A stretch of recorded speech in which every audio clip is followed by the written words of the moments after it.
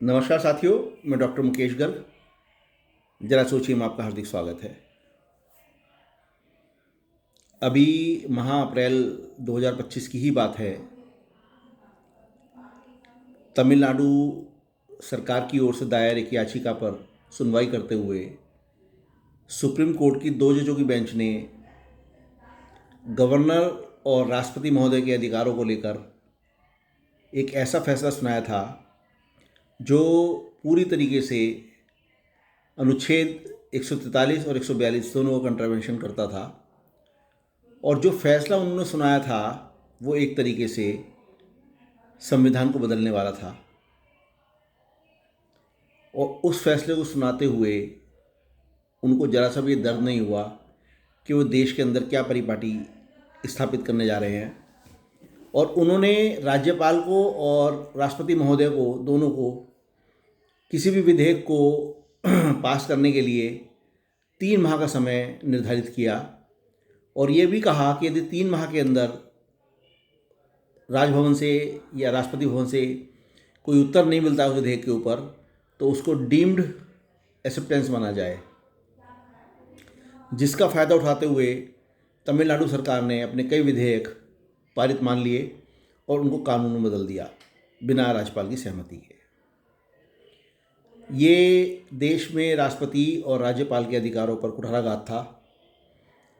इसलिए राष्ट्रपति महोदय ने प्रेसिडेंट रेफरेंस के नाम से एक लेटर जो है वो चीफ जस्टिस ऑफ इंडिया को लिखा था। और उस पत्र के जवाब में चीफ जस्टिस महोदय ने एक संविधान पीठ का गठन किया था 5 लोगों की, जिस पर कल फैसला आ गया।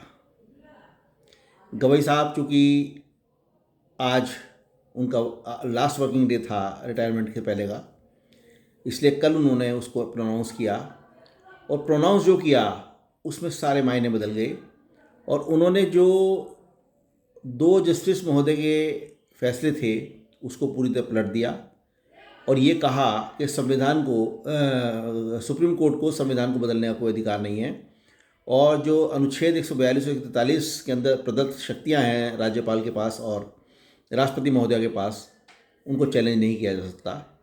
इसलिए किसी भी प्रकार का स्ट्रिक्चर इनके ऊपर पास नहीं किया जा सकता। और जो स्ट्रिक्चर पहले पास किया गया था वो गलत था। निश्चय ही सुप्रीम कोर्ट ने अपनी गलती का सुधार किया, बहुत बड़ा भूल सुधार किया। लेकिन क्या कोई जवाबदेही उन दोनों न्यायाधीश महोदय के ऊपर लादी गई? शायद नहीं, क्योंकि जुडिशरी पूरी तरीके से हमारी जो है वो दबंग है। उसके ऊपर किसी तरह का कोई नियंत्रण सरकार का नहीं है, किसी तरीके का कोई नियंत्रण किसी अन्य व्यक्ति का नहीं है। जो चाहे जुडिशरी में जज वो करेंगे, वो फैसले देंगे और कोई उनका जवाबदेही किसी के प्रति नहीं होगी। अब जो फैसला 2 जजों की बेंच के बाद तमिलनाडु सरकार ने किए, जो जिन विधेयकों को उन्होंने पास मानकर कानून में बदल दिया बिना राज्यपाल की सहमति के, क्या उनको वापस किया जा सकता है?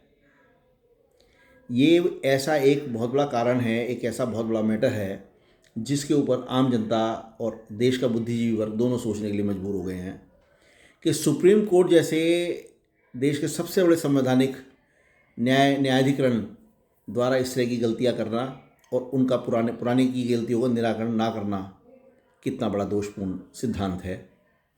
और जिस तरीके से कल चीफ जस्टिस महोदय ने 5 जजों की बेंच में इस फैसले को दिया है, उसके बाद उन दोनों न्यायाधीश के ऊपर कोई ना कोई जवाबदेही अवश्य तय की जानी चाहिए थी, ताकि आने वाले समय में कोई भी न्यायाधीश अपनी शक्तियों से, अपनी संविधान प्रदत्त अपनी शक्तियों से बाहर ना जा सकें और संविधान को अपने दायरे में रहकर उसका जो है व्याख्या करें और उसको जो है किसी भी तरीके से बदलने का प्रयास ना करें।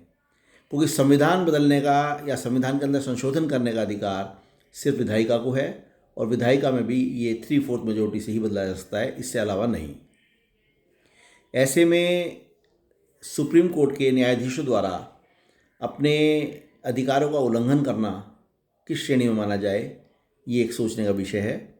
और गवई साहब, जो BR गवई साहब कल आज रिटायर हो रहे हैं, उनका आज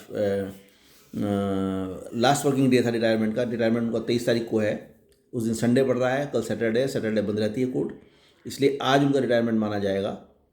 और उनके द्वारा अपने इस गलती का सुधार करना एक अच्छी बात है, लेकिन अकाउंटेबिलिटी तय करना भी उनके लिए अति आवश्यक था। ज़रा सोचिए। साथियों, यदि मेरे विचार आपको उचित लगे तो कृपया मेरे चैनल को लाइक कीजिए, शेयर कीजिए और सब्सक्राइब कीजिए। धन्यवाद।